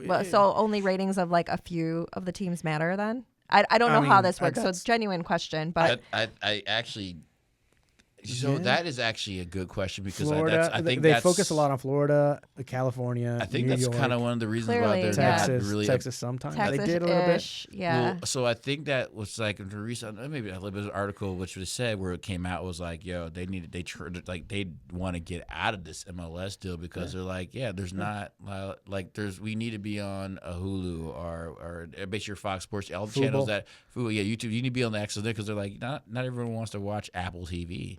Just for the MLS, and like they need to be part of those packages you just get, and then it's a package on top of that, So. Yeah, it's affecting. But see, I think what they were expecting was the global numbers, like yeah, numbers in China, numbers in India, numbers in South America. And I know you two probably know this being like season ticket holders, but if you're season ticket holders, I don't know if you are, Jamie.